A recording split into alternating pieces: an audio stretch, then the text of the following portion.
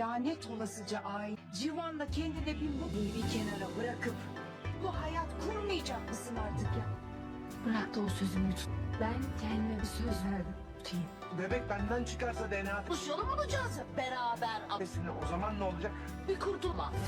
Ne yapıyorsun lan sen? Ben sana bir şey söyleyeyim mi? Eğer ben olmazsam senin bir hikayen bile yok bu hayatta. Eline aralarım.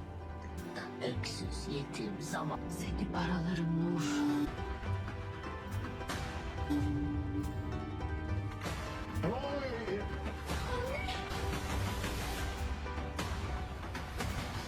Bu kız bizim ailemize düşman.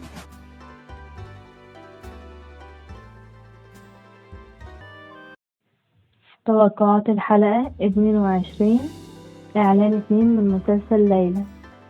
بتبدأ الحلقة بليلى وهي منهارة وبتعيط وبتكلم صديقتها إنها مش عارفة تعمل إيه، وصديقتها بتنصحها إنها لازم دلوقتي تترك الانتقام والعيلة دي وتأسس عيلتها مع جيفان. وبتكون صديقتها خايفة عليها من الانتقام إنه يستنزفها أكتر من كده.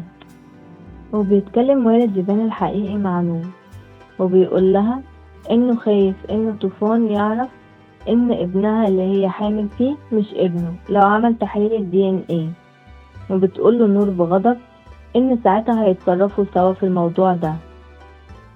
وبتتواجه نور وليلى، ونور بتستفز ليلى بكلامها وإنها يتيمة ومش هتقدر تعمل لها أي حاجة، وليلى بتهددها إنها تنتقم منها وهتطردها من الأسرة دي خالص مهما حصل.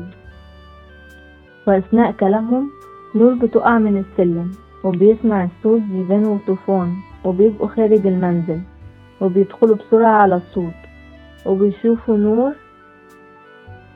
واقعة وبتقول لهم إن ليلى عايزة تموتها.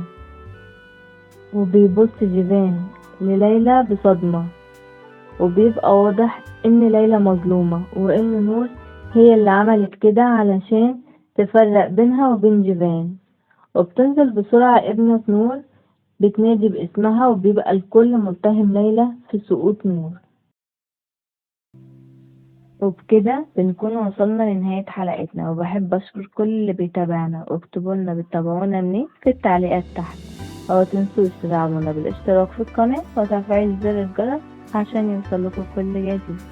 مع السلامة.